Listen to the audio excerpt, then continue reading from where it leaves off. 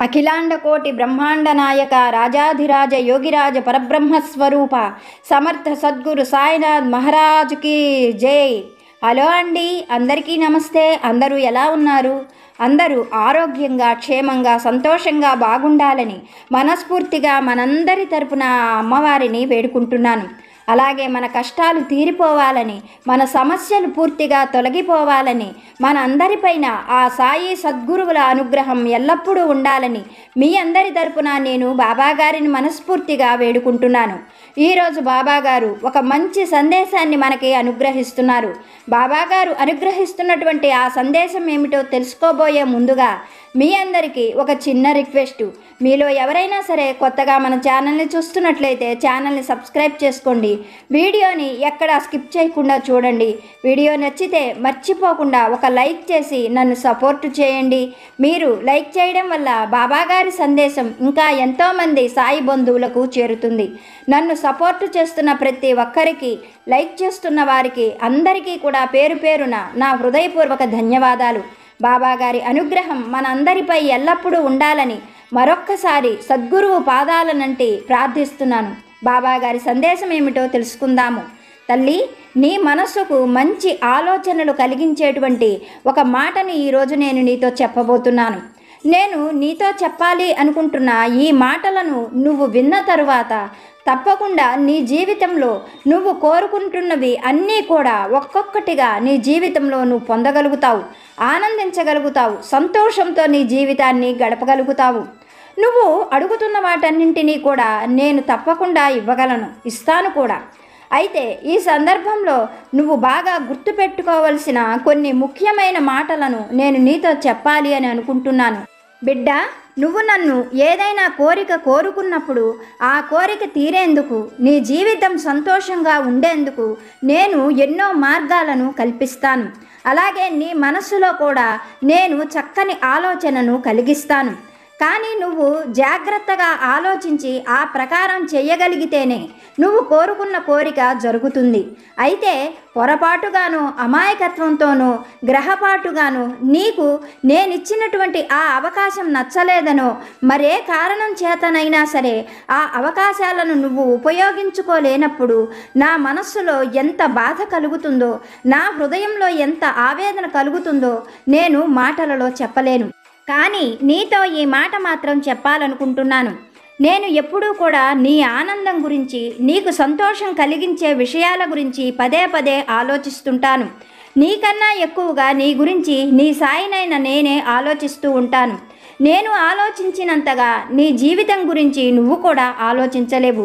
ఈ సందర్భంలో నువ్వు ఒక ముఖ్యమైన విషయాన్ని మాత్రం మర్చిపోవద్దు.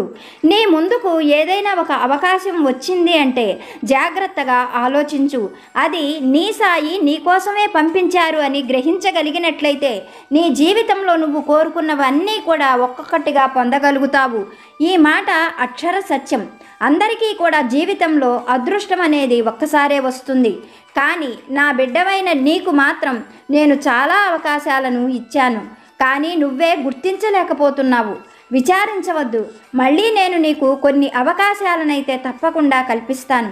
ఈసారి మాత్రం నేను నీకు కల్పించినటువంటి అవకాశాలను నువ్వు జారవిడుచుకోవద్దు. ఎందుకంటే కాలం ఎప్పుడూ ఒకే విధంగా ఉండదు. కొన్నాళ్ల తర్వాత నీ ముందుకు ఎటువంటి అవకాశాలు రాకపోవచ్చు. నువ్వు కోరిన కోరిక కోరికగానే మిగిలిపోతుంది. ఒక మాట అయితే చెప్పగలను. ఓర్పుతో, సహనంతో ఆలోచించి నిర్ణయం తీసుకుంటేనే జీవితంలో కోరిన కోరికలు నెరవేరుతూ ఒక్కొక్క మెట్టు పైకెక్కగలవు. ఈ సమయంలో నేను నీతో ఒక ముఖ్యమైన విషయాన్ని చెప్పాలనుకుంటున్నాను. నువ్వు అనుకుంటున్నట్లుగా నువ్వు చూస్తున్న ఈ సాయి రూపంలో వచ్చి నేను ఎప్పుడూ కూడా నీకు సహాయం చెయ్యను. నీ జీవితంలో నీ కోరిక ఎలా నెరవేరుతుందో, నువ్వు ఎలా ఆనందంగా ఉండగలవో ఆలోచించి అటువంటి రూపంలో వచ్చి నేను నీకు సహాయం చేస్తూ ఉంటాను. నీ తండ్రినైనా నా సహాయం నీకు జీవితకాలం అందుతుంది. ఏది ఏమైనా సరే నీ జీవితంలో నేను కల్పించినటువంటి అవకాశాలను చక్కగా వినియోగించుకొని సంతోషంగా, ఆనందంగా మార్చుకోవడం నీ చేతిలో పనే. ఏది ఏమైనా కానీ నీతో ఒక్క మాట చెప్పాలనుకుంటున్నాను. నన్ను త్రికరణ శుద్ధిగా నమ్మావు. నన్ను నమ్మిన నీకు జీవితకాలం ఎటువంటి కష్టము, నష్టము, బాధలు రానివ్వను. ఎటువంటి లోటు లేకుండా నిన్ను చూసుకునే బాధ్యత పూర్తిగా నాదే. ఇది నీ సాయిగా, నీ తండ్రిగా నేను ప్రమాణం చేస్తున్నాను. నువ్వు దిగులు పడవలసిన అవసరం లేదు అంటూ బాబాగారు ఒక మంచి సందేశాన్ని, ఆలోచించవలసిన మాటలను మనతో చెబుతున్నారు.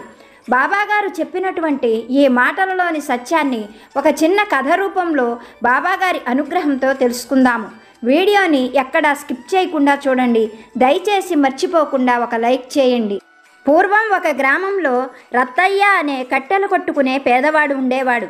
రత్తయ్యకు పెళ్లి జరిగింది కానీ ఇంకా సంతానం కలగలేదు. రత్తయ్యకు పేదరికంతో పాటుగా ఉబ్బసంతో బాధపడే అనారోగ్య సమస్య కూడా ఉండేది.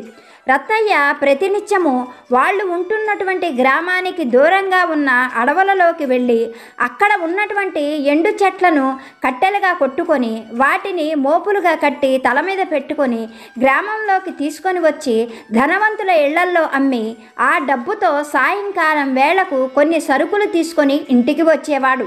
ప్రతినిత్యము రత్తయ్య ఇలాగే జీవనం సాగిస్తూ ఉండేవాడు. అప్పుడప్పుడు అతనికి ఉబ్బసం, అనారోగ్యం ఎక్కువైనప్పుడు అతను అడవికి వెళ్ళి కట్టెలు కొట్టే పని చెయ్యలేకపోయేవాడు. అందుకోసం రత్తయ్య భార్య ఆ ఊళ్ళో ఉన్న ధనవంతుల ఇళ్లల్లో పనులు చేసేది. వాళ్ళిచ్చిన ఆహార పదార్థాలే తీసుకొని వచ్చేది. ఇలా రత్తయ్య కుటుంబం కటిక పేదరికంతో, అనారోగ్య సమస్యలతో బాధపడుతూనే జీవనం సాగిస్తూ ఉండేవాళ్ళు. రత్తయ్యకు పెళ్లి జరిగి చాలా సంవత్సరాలైనా అతనికి సంతానం కలగలేదు. అయితే సంతానం గురించి రత్తయ్య కూడా ఏమీ ఆలోచించేవాడు కాదు. కటిక పేదరికంలో బాధపడుతూ ఉన్న తనకు సంతానం కలిగితే వాళ్ళు కూడా పేదరికంలో మగ్గిపోవలసిందే కదా అని ఆలోచించుకొని సంతానం గురించి పెద్దగా బాధపడేవాడు కాదు రత్తయ్య. కానీ రత్తయ్య భార్యకు మాత్రం ఒక్క బిడ్డైనా లేకపోతే తమను వృద్ధాప్యంలో ఎవరు చూస్తారు, తమకు ఎవరు అండగా ఉంటారు అని ఆమె బాధపడుతూ ఉండేది. తమకు ఒక్క బిడ్డనైనా ప్రసాదించమని దేవుడికి మొక్కుకుంటూ ఉండేది రత్తయ్య భార్య. ఇలాగే కాలం గడిచిపోతూ ఉన్నది. రత్తయ్యకు పెళ్ళయి 10 సంవత్సరాలు గడిచిపోయిన తరువాత ఏ దేవుడి అనుగ్రహమో రత్తయ్యకు ఒక మగపిల్లవాడు కలిగాడు. రత్తయ్యకు ఆనందించాలో, ఆ పిల్లవాడు కూడా పేదరికంలో మగ్గిపోవలసి వస్తుందని బాధపడాలో అర్థం కాలేదు. కానీ చేసేదేముంది అనుకొని రత్తయ్య ఆ పిల్లవాడికి సాంబయ్య అని పేరు పెట్టి ఎంతో ప్రేమగా పెంచుకుంటూ ఉన్నాడు. అయితే సాంబయ్యకు చిన్నతనం నుండి కూడా బాగా చదువుకోవాలని, వ్యవసాయం చేయాలని, ముఖ్యంగా పశువులను పెంచాలి అని చాలా ఆశగా ఉండేది. కానీ పెద్దవాడవుతున్న కొద్దీ సాంబయ్యకు ఇంటి పరిస్థితులు పూర్తిగా అర్థమైపోయాయి. తమ పేదరికం వల్ల తను కోరుకున్నవి ఏవీ కూడా జరగవు అని సాంబయ్యకు పూర్తిగా అర్థమవ్వడం చేత ప్రతినిత్యము రత్తయ్యతో పాటుగా తను కూడా అడవికి వెళ్ళేవాడు సాంబయ్య. తండ్రికి చేదోడు వాదోడుగా ఉంటూ ఉండేవాడు.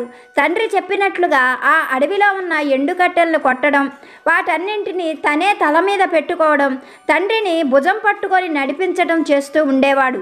ఊళ్ళో ఆ తండ్రి కొడుకుల్ని చూసిన వాళ్ళందరూ కూడా సాంబయ్యను ఎంతో మెచ్చుకుంటూ రత్తయ్యతో, రత్తయ్య నువ్వెంతో అదృష్టవంతుడివి, నీ కొడుకు నీకు చక్కగా సేవలు చేస్తున్నాడు అంటే ఏ జన్మలోనో నీ కొడుకు నీకు బాకీ, ఇవాళ రేపు ఎవరయ్యా ఇలా కొడుకులు సేవలు చేసేది అంటూ సాంబయ్యను ఎంతగానో మెచ్చుకునేవాళ్ళు. కొన్నాళ్లకు రత్తయ్య ఉబ్బసం వ్యాధి ఎక్కువైపోవడం, వృద్ధాప్యం రావడంతో మంచం పట్టి చాలా తొందరగానే చనిపోయాడు. అలా రత్తయ్య చనిపోయిన 1 సంవత్సరం తర్వాత రత్తయ్య భార్య కూడా చనిపోయింది. అలా సాంబయ్యకు తల్లి తండ్రి ఇద్దరూ చనిపోవడంతో కొంతకాలం వరకు కూడా లోకమంతా శూన్యమైపోయినట్లుగా ఉంది. నా అనేవాళ్ళు లేరు, ఇల్లు వాకిలి లేదు, ఏం చేసి బ్రతకాలో కూడా తెలియదు. కానీ తన తండ్రి నేర్పించిన ఆ కట్టెలు కొట్టుకునే పని తప్ప మరేమీ రాదు సాంబయ్యకు. అలాగే సాంబయ్య ప్రతినిత్యము తండ్రి వెళ్ళినట్టుగానే అడవికి వెళ్ళడం, ఆ కట్టెలు కొట్టుకోవడం, ఊళ్ళోకి తీసుకొచ్చి అమ్ముకోవడం ప్రారంభించాడు.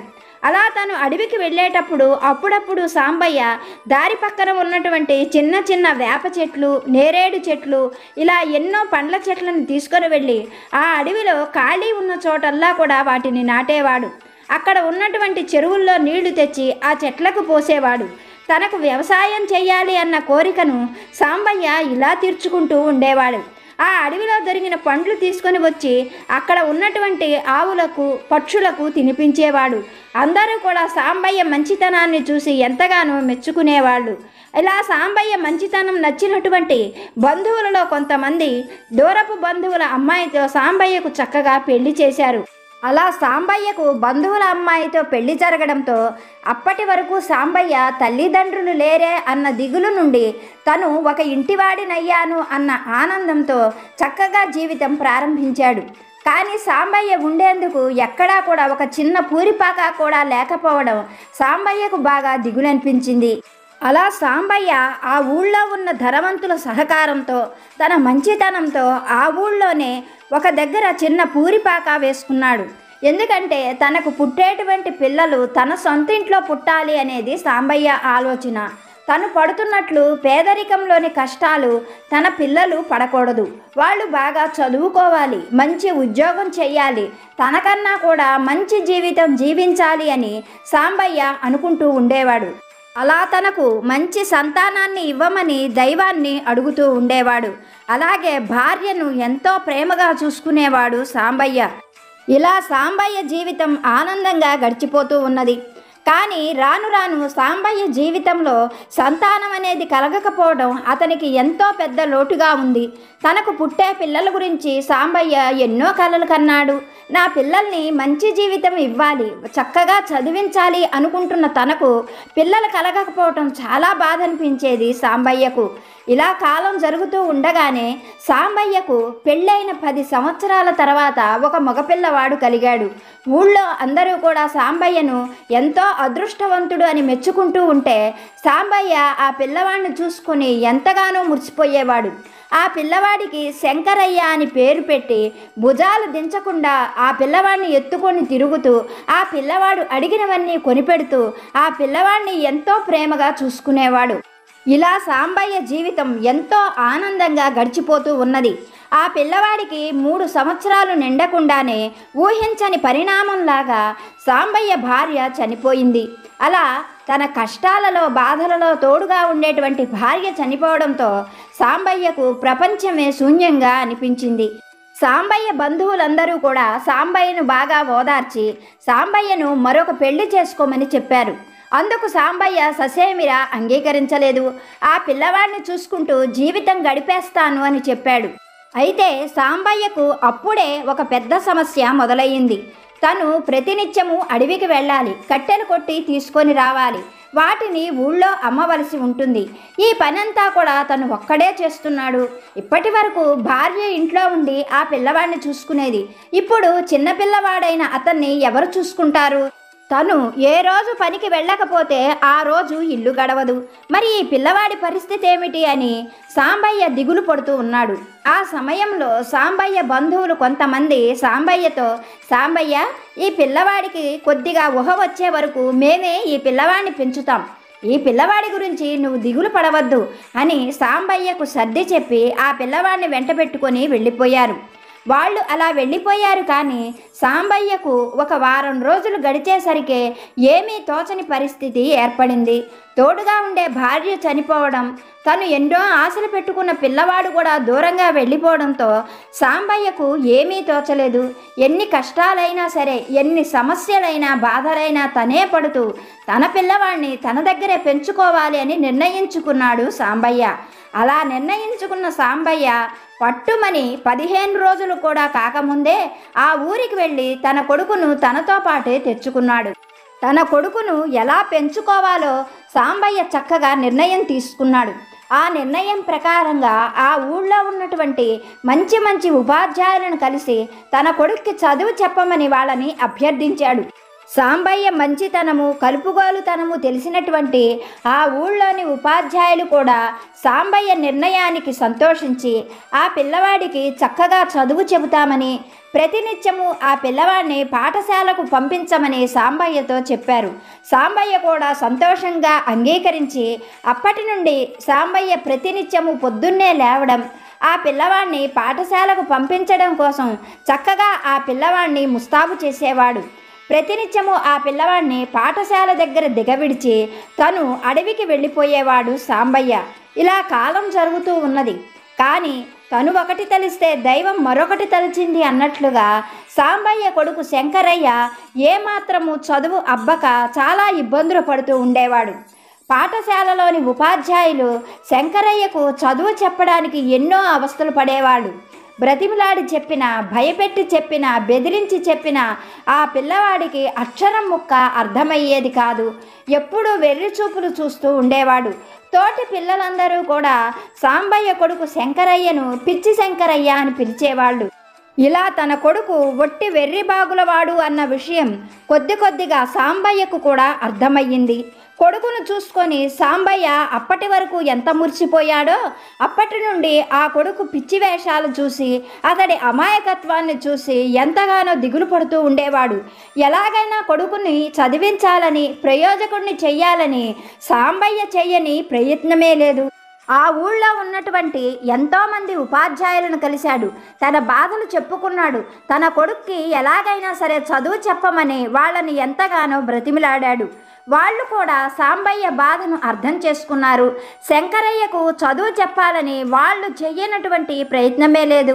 ఆ పిల్లవాడిని కొట్టి చెప్పినా, బ్రతిమిలాడి చెప్పినా, ఎన్ని రకాలుగా చెప్పాలని ప్రయత్నించినా శంకరయ్యకు మాత్రం అక్షరం ముక్క అర్థమయ్యేది కాదు. రాను రాను శంకరయ్యకు పాఠశాలంటే భయం కలిగేది. పాఠశాలకు వెళ్ళను అని మారాం చేస్తూ, కింద పడి ఏడుస్తూ ఎన్నో రకాలుగా ఆ పిల్లవాడు అవస్థ పడుతూ ఉండేవాడు. ఆ విషయం పోను పోను సాంబయ్యకు కూడా బాగా అర్థమైపోయింది.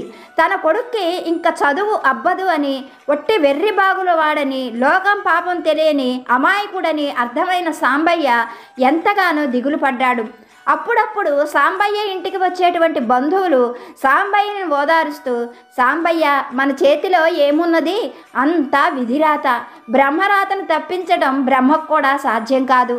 నీ కొడుక్కి మరేదైనా పని నేర్పించు, వాడు బ్రతకాలి కదా. వాడికి ఏమీ పని రాకపోతే రేపు పెళ్ళాం పిల్లల్ని ఎలా బ్రతికిస్తాడు? అందుకోసమే నువ్వు చేసే పనినే వాడికి కూడా నేర్పించు అంటూ తమకు తోచిన సలహా ఇచ్చి వెళ్ళేవాళ్ళు సాంబయ్య బంధువులు. సాంబయ్యకు కూడా అప్పుడప్పుడు తన బంధువులు చెప్పిన మాటలే నిజమనిపించేది. అయినా సరే కొడుకు మీద ప్రేమతోటి ఎలాగైనా సరే శంకరయ్యను చదివించాలి అన్న ఉద్దేశంతో ఆ ఊళ్ళోనే ఉన్న మరికొంతమంది ఉపాధ్యాయుల దగ్గరకు శంకరయ్యను చదువుకోవడానికి పంపించాడు.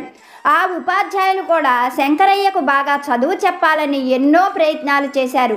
వాళ్ళు ఎన్ని ప్రయత్నాలు చేసినా శంకరయ్యకు అక్షరం ముక్క కూడా అర్థమయ్యేది కాదు. ఇలా తన కొడుకును సాంబయ్య పంపించటం, అతనికి ఏమీ అర్థం కాకుండా తిరిగి రావడం, ఇలాగే రోజులు గడిచిపోతున్నాయి. రాను రాను సాంబయ్యకు శంకరయ్య ఎలా బ్రతుకుతాడో, అతని జీవితం ఏమైపోతుందో అన్న దిగులు, భయము పట్టుకున్నాయి. అయితే చెయ్యగలిగేది ఏమీ లేదు. విధిరాతను మార్చడం ఎవరి తరం కాదు కనుక తన కొడుక్కి ఏదైనా పని నేర్పించాలి అనుకున్నాడు. చూస్తూ ఉండగానే శంకరయ్యకు 10 సంవత్సరాల వయసు వచ్చింది. సాంబయ్యకు కూడా 50 సంవత్సరాలు దాటిపోతున్నాయి. ఇంకా ఇలాగే వదిలేస్తే తన కొడుకు ఎలా బ్రతుకుతాడో అనుకున్న సాంబయ్య తన కొడుకును తనతో పాటే ప్రతినిత్యం అడవికి తీసుకెళ్లడం మొదలుపెట్టాడు. అలా శంకరయ్యను కూడా సాంబయ్య అడవికి తీసుకొని వెళ్ళేవాడు. ఆ అడవిలో ఎండు చెట్లు చూసుకోవడం, కట్టెలు కొట్టుకోవడం, వాటన్నిటినీ మోపులుగా కట్టుకోవడం, ఊళ్ళోకి తీసుకొని వచ్చి ధనవంతుల ఇళ్లల్లో ఆ ఎండు కట్టెలు అమ్ముకోవడం, ఇటువంటి పనులన్నీ కూడా క్రమంగా కొడుక్కి నేర్పించడం ప్రారంభించాడు సాంబయ్య. అలా శంకరయ్య తండ్రి ఏం చెబితే అవే చేసేవాడు. తనకు సొంతగా ఏ ఆలోచన ఉండేది కాదు. తన సొంతంగా ఏ పనైనా ఎలా చెయ్యాలో శంకరయ్యకు ఏమాత్రం తెలిసేది కాదు. అలా శంకరయ్య పనులతో సాంబయ్యకు అప్పుడప్పుడు ఎంతో విసుగు కలిగేది. కానీ ఒట్టి అమాయకుడు అని తన కొడుకు పైన జాలిపడేవాడు. తను లేకపోతే తన కొడుకు ఎలా బ్రతుకుతాడో అని సాంబయ్యకు ఎంతో దిగులుగా అనిపించేది. అప్పుడప్పుడు సాంబయ్య దగ్గరకు వచ్చేటువంటి వాళ్ళ బంధువులు, స్నేహితులతో తన కొడుకు విషయాలు చెప్పి, నేను లేకపోతే ఈ వెర్రిబాగులు వాడు ఎలా బ్రతుకుతాడో అని దిగులు పడుతున్నాను అంటూ తన బంధువులతో చెప్పేవాడు సాంబయ్య. సాంబయ్య చెప్పే మాటలు విన్న ఆ బంధువులు సాంబయ్యతో, సాంబయ్య, మా మాట విని నువ్వు ఉన్నా లేకపోయినా శంకరయ్య జీవితం ఏమాత్రం ఇబ్బంది లేకుండా ఉండాలి అంటే ఎవరైనా పేదింటి అమ్మాయితో శంకరయ్యకు వివాహం జరిపించు. ఆ భార్యాభర్తలు వాళ్ళ అవస్థేదో వాళ్లే పడతారు. వచ్చిన అమ్మాయే శంకరయ్యను ప్రేమగా, బాధ్యతగా చూసుకుంటుంది. నీకు కూడా దిగులు లేకుండా పోతుంది. ఇంటికి ఒక ఆడదిక్కు ఉండడం ఎంతైనా అవసరం కదా సాంబయ్య. బాగా బాగా ఆలోచించి నిర్ణయం తీసుకో అంటూ బంధువులు సాంబయ్యకు మంచి సలహా ఇచ్చారు. ఆ విషయం సాంబయ్యకు కూడా నచ్చడంతో సాంబయ్య దూరపు బంధువుల అమ్మాయితో శంకరయ్యకు చక్కగా పెళ్లి జరిపించాడు. అలా సాంబయ్య అనుకున్నట్లుగా శంకరయ్యకు పెళ్లి జరిగిపోవడంతో సాంబయ్యకు ఎంతో దిగులు తీరిపోయినట్లుగా ఉంది. గుండెల్లో భారం తగ్గినట్లుగా అనిపించింది. ఇలా సంవత్సర కాలం గడిచిందో లేదో సాంబయ్య కూడా అనారోగ్యంతో చనిపోయాడు. అలా హఠాత్తుగా తండ్రి చనిపోవడంతో శంకరయ్యకు దిక్కుతోచని పరిస్థితి ఏర్పడింది. ఎలా బ్రతకాలో ఏం చేయాలో అర్థమయ్యేది కాదు శంకరయ్యకు.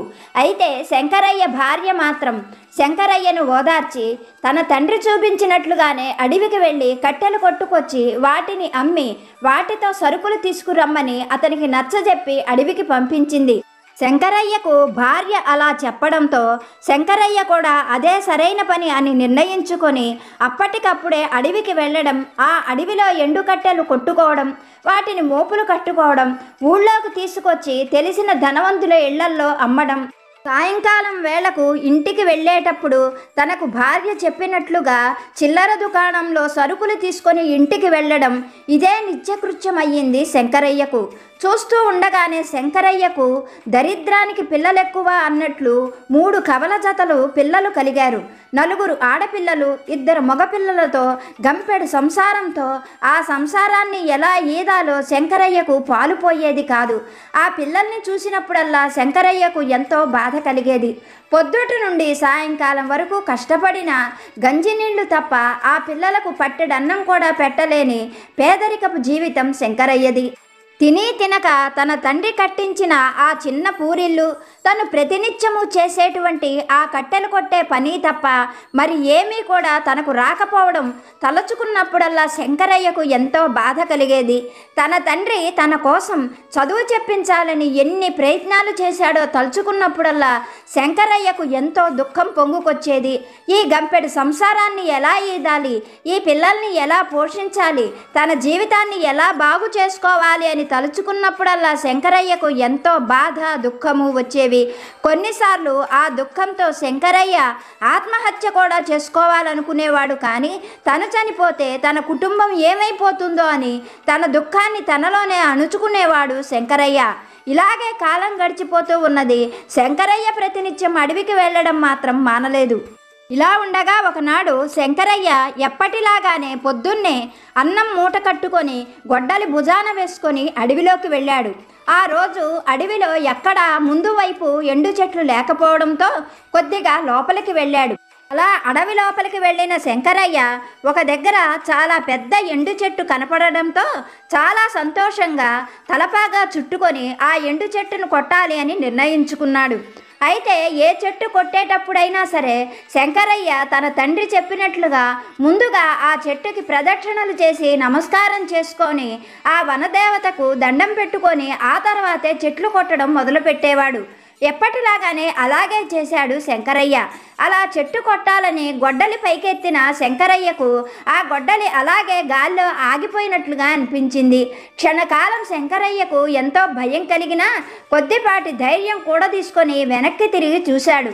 అక్కడ గాలిలో ఏదో ఒక దేవతా స్వరూపం కదలాడుతూ కనిపించింది. శంకరయ్యకు పై ప్రాణాలు పైనే పోయినట్లున్నాయి. కానీ ఎంతో ప్రశాంతంగా ఉన్న ఆ దేవతకు నమస్కరిస్తూ, తల్లి ఎవరు నువ్వు, నా పనికి ఎందుకు అడ్డం వస్తున్నావు అంటూ ప్రశ్నించాడు. అందుకు ఆ దేవతా స్వరూపం చిరునవ్వుతో, శంకరయ్య, నేను ఈ వనదేవతను. నీ తండ్రిని నీ తాతను నేను ఎరుగుదును. నీ తండ్రి ఈ వనంలో ఎన్నో వృక్షాలు నాటాడు. ఆ వృక్షాల వల్ల ఎన్నో పక్షులు ఇక్కడ బ్రతుకుతున్నాయి, ఎన్నో జీవజాతులు జీవిస్తూ ఉన్నాయి. అందువల్ల నేను నీకు ఒక మేలు చేయాలి అనుకుంటున్నాను. నీ దరిద్రము, నీ బాధలు, నీ అమాయకత్వం అన్నీ కూడా నాకు తెలుసు. అందుకే నేను నీకు 3 వరాలు ఇవ్వాలనుకుంటున్నాను. రోజుకొక వరం చప్పున 3 రోజులు 3 వరాలు కోరుకో. నువ్వు ఏ వరం కోరుకుంటావో ఆ వరం తప్పకుండా ఫలిస్తుంది. ఇంకా నువ్వు ఈ అడవికి వచ్చి చెట్లు కొట్టి బ్రతకవలసిన అవసరం లేదు. నా మాటలు నమ్మి ఇప్పుడే ఇంటికి వెళ్ళిపో అన్నది ఆ వనదేవత. ఆమె మాటలకు శంకరయ్యకు కళ్ళల్లో నీళ్లు తిరిగాయి. తల్లి, నన్ను మోసం చేయడం లేదు కదా, నేను కోరుకున్న వరాలు నెరవేరుతాయా అన్నాడు. అందుకు వనదేవత, నేను మనిషిని కాదు శంకరయ్య నిన్ను మోసం చేయడానికి, నా మాటలు నమ్మి ఇంటికి వెళ్ళిపో అని చెప్పింది. శంకరయ్య ఎంతో సంతోషంగా ఆ దేవతకు నమస్కరించి ఇంటికి వచ్చాడు. మధ్యాహ్నం అవుతూ ఉండగా ఇంటి బయట ఆడుకుంటున్న పిల్లల్ని ఇంట్లోకి పిలిచాడు. అందరినీ కూర్చోబెట్టిన శంకరయ్య తన మనస్సులో వనదేవతను తలుచుకుంటూ, తల్లి, ఇప్పటి వరకు మేము పట్టెడన్నం తిని ఎన్నో సంవత్సరాలైపోయింది. నేను, నా పిల్లలు, నా కుటుంబము అందరూ సంతోషంగా రాజభోజనం చేసేటట్లుగా మంచి ఆహారం మాకివ్వు తల్లి అని దండం పెట్టుకున్నాడు శంకరయ్య. అలా కొన్ని క్షణాలు గడిచాయి. కానీ శంకరయ్య అనుకున్నట్లుగా ఆ ఇంట్లో ఎక్కడా కూడా వట్టి మట్టి పాత్రలే తప్ప అతను కోరినట్లుగా ఏమీ పంచభక్ష పరవాణాలైతే ఇంట్లో ఏమీ కనిపించలేదు. శంకరయ్య ఏం జరుగుతుందో అని కొద్ది క్షణాలు అలాగే కూర్చొని చూస్తూ ఉన్నాడు. ఇంతలో ఎవరో శంకరయ్య ఇంటి తలుపు తట్టిన శబ్దం అవ్వడంతో శంకరయ్య లేచి గబగబా వెళ్ళి ఇంటి తలుపు తీశాడు. ఎదురుగా 4 వీధుల అవతల ఉన్న సోమయ్య తలపైన వెదురు బుట్ట పెట్టుకొని ఉన్నాడు. ఆ బుట్టలో నుండి ఆహార పదార్థాలు మంచి సువాసన వస్తూ ఉన్నాయి. సోమయ్య శంకరయ్యను చూస్తూ, శంకరయ్య, మా అమ్మాయికి పెళ్లి జరిగింది. సత్యనారాయణ స్వామి వ్రతం చేసుకున్నాము. ఇంట్లో ఎన్నో ఆహార పదార్థాలు చేశాము. మా ఇంటి ఇల్లాలు నీకు ఇవన్నీ ఇచ్చిరమ్మని నన్ను పంపించింది. ఇవి తీసుకొని నువ్వు, నీ పిల్లలు, నీ కుటుంబం హాయిగా తినండి అంటూ ఆ గంపను కిందకి దించబోయాడు. వెంటనే శంకరయ్య సోమయ్యతో, సోమయ్య, ఏమీ అనుకోబాక, మాకు ఇంకొద్దిసేపట్లో రాజభోజనం రాబోతూ ఉన్నది. మేమందరము ఆ భోజనం తినడానికి సిద్ధంగా ఉన్నాం. నువ్వు తెచ్చిన ఈ ఆహారం అంతా వృధా అయిపోతుంది. నా మాట విని ఈ ఆహారాన్ని మరెవరికైనా ఇచ్చేసేయ్, మాకు ఈ ఆహారం అవసరం లేదు అంటూ సోమయ్య ఏదో చెప్పబోతూ ఉండగా అతని మాటలేమీ వినిపించుకోకుండా మొహం మీదనే తలుపులు వేసేశాడు అమాయకుడైన శంకరయ్య. చేసేదేమీ లేక సోమయ్య తను తెచ్చిన బుట్టను తలపైన పెట్టుకొని వెళ్ళిపోయాడు. అలా సాయంకాలం వరకు కూర్చున్న శంకరయ్యకు ఎట్లాంటి ఆహారము అందలేదు. చివరకు విసుగు పుట్టిన శంకరయ్య భార్యకు చెప్పి అన్ని నూకలతో గంజి కాయించి పిల్లలకి తాగించాడు. ఆ రోజు వరం ఎందుకు ఫలించలేదో శంకరయ్యకు ఎంత ఆలోచించినా అర్థం కాలేదు. ఆ మర్నాడు శంకరయ్య బాగా ఆలోచించుకొని తన పూరిల్లును చూసి అతనికి వెంటనే ఒక ఆలోచన కలిగింది. తన మనసులో వనదేవతను తలుచుకుంటూ, తల్లి, నాకు పెద్ద పెంకుటిల్లు, పొలము, ఇంటి నిండా పనివారు, పశువులు కావాలి.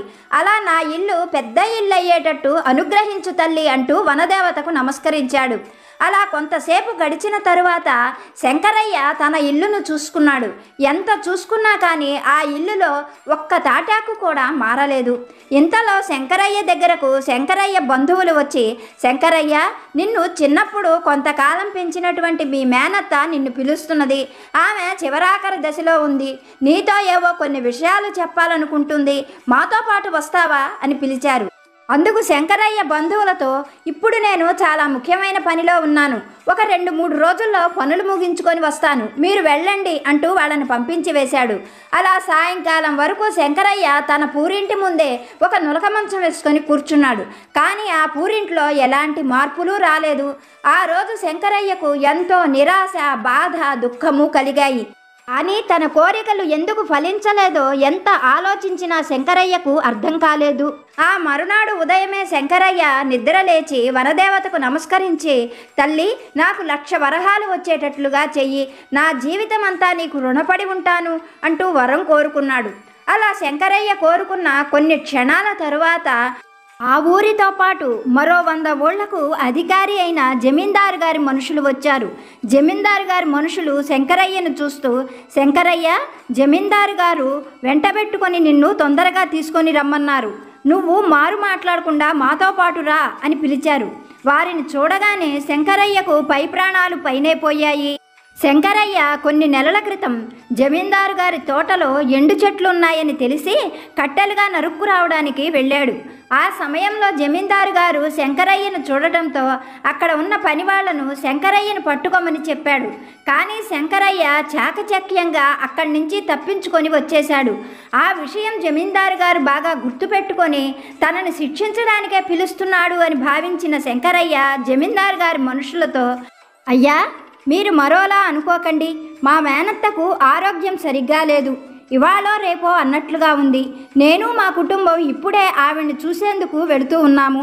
నేను వచ్చాక జమీందారు గారిని కలుస్తానని చెప్పండి అన్నాడు ఆ వచ్చిన మనుషులతో. వాళ్ళిద్దరూ కాసేపు ఆలోచించుకొని సరే శంకరయ్య అంటూ అక్కడ నుండి వెళ్ళిపోయారు. వాళ్ళు అలా వెళ్ళిపోయిన తరువాత శంకరయ్య సాయంకాలం వరకు వరదేవత తనకు 1,00,000 వరహాలు ఇస్తుందేమో అని ఎంతో ఆశతో కూర్చున్నాడు. 1,00,000 వరహాలు కాదు కదా, ఒక్క కానీ కూడా శంకరయ్యకు దొరకలేదు. ఆ రోజు రాత్రి శంకరయ్యకు నిద్ర పట్టలేదు. ఎప్పుడు తెల్లవారుతుందా, ఎప్పుడు అడవికి వెళదామా, ఎప్పుడు ఆ వనదేవత తననెందుకు మోసం చేస్తున్నదో తెలుసుకుందామా అని ఆతృతతోనే గడిపాడు. తెల్లవారుతూ ఉండగానే గొడ్డలి భుజాన వేసుకొని ఎంతో కోపంగా పరుగులాంటి నడకతో అడవికి వెళ్ళాడు శంకరయ్య. అలా అడవికి వచ్చిన శంకరయ్యను చూస్తూనే వనదేవత, ఏం శంకరయ్య మళ్ళీ వచ్చావు? నువ్వు 3 వరాలు కోరుకున్నావు కదా, 3 వరాలు ఫలించలేదా అని అడిగింది.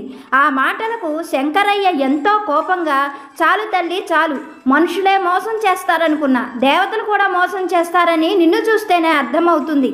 నా పిల్లలకు పట్టెడు అన్నం కావాలి అని అడిగాను, నేను ఉండేందుకు ఒక ఇల్లు కావాలి అని అడిగాను, కానీ ఏ ఒక్క వరము కూడా ఫలించలేదు అన్నాడు చాలా ఉక్రోషంగా. ఆ మాటలకు వనదేవత కాసేపు ఆలోచించి, లేదు శంకరయ్య, నువ్వు కోరుకున్నట్లుగానే నేను నీకు మంచి ఆహారం పంపించాను. సోమయ్య భార్య మనస్సులోకొచ్చి నేనే ఆ ఆహారం మీకు అందేలా పంపించమని ఆమెను ప్రేరేపించాను. సోమయ్య మీకు ఆహారం తెచ్చిచ్చాడు కదా అని అడిగింది. ఆ మాటలకు శంకరయ్య నిర్ఘాంతపోయి చూశాడు. అటు తర్వాత శంకరయ్య, అలా అయితే నాకు ఒక పెద్ద ఇల్లు కావాలని కోరుకున్నాను కదా తల్లి అని అడిగాడు. అందుకు వనదేవత, నేను మీ మేనత్త చావు బతుకుల్లో ఉన్నది, ఆమెకు పిల్లలు లేరు. చివరి క్షణాలలో ఆమె దగ్గర ఎవరు ఉంటారో వారికి ఆమె పెద్ద ఇల్లు, పశువులు, పొలము వారికే చెందేటట్లుగా ఉంటుంది. ఆమె మనసులో నేను నీపైన జాలి కలిగించాను, ఆమె బంధువుల చేత నీకు కబురు పెట్టించాను, కానీ నువ్వు అక్కడికి వెళ్ళలేదు, అవును కదా శంకరయ్య అన్నది వనదేవత. ఆ మాటలకు శంకరయ్య నిర్ఘాంతపోయి చూస్తూ కన్నీరు పెట్టుకున్నాడు. మళ్ళీ కన్నీరు తుడుచుకుంటూ, అలా అయితే నేను 1,00,000 వరహాలు కోరుకున్నాను కదా తల్లి అన్నాడు. ఆ మాటలకు వనదేవత అవునన్నట్లు తల ఊపుతూ, శంకరయ్య, కొన్ని నెలల క్రితం నువ్వు జమీందారు గారి తోటలో ఎండు చెట్లు కొట్టడానికి వెళ్ళావు కదా, నువ్వు కొట్టిన ఎండు చెట్ల మొదలలో జమీందారు గారికి లంకెల బిందెలు దొరికాయి. ఆ బిందెల్లో ఒక బిందె అంటే నువ్వు కోరుకున్న 1,00,000 వరహాలు ఇవ్వాలనే జమీందారు గారు తన మనుషులను నీ దగ్గరకు నిన్న పంపించాడు. అక్కడికి కూడా నువ్వు వెళ్ళలేదు, అంతే కదా అన్నది వనదేవత చిరునవ్వుతో. ఆ మాటలు విన్నటువంటి శంకరయ్య కన్నీరు మున్నీరుగా విలపించాడు. వనదేవత కాళ్ళు పట్టుకొని, తల్లి, నాకు మరొక్కసారి ఇలాంటి వరాలు పొందే అవకాశం ఇవ్వకూడదా అని కోరుకున్నాడు. అప్పుడు వనదేవత తల అడ్డంగా ఊపుతూ, లేదు శంకరయ్య, అదృష్టం అందరికీ ఒక్కసారి తలుపు తడుతుంది. నీ విషయంలో నేను అనుగ్రహించి 3 సార్లు తలుపు తట్టింది, కానీ నువ్వు నీ అమాయకత్వంతో, పిచ్చితనంతో, మూర్ఖత్వంతో నిచ్చిన వరాలను ఉపయోగించుకోలేకపోయావు అని చెప్పింది వనదేవత.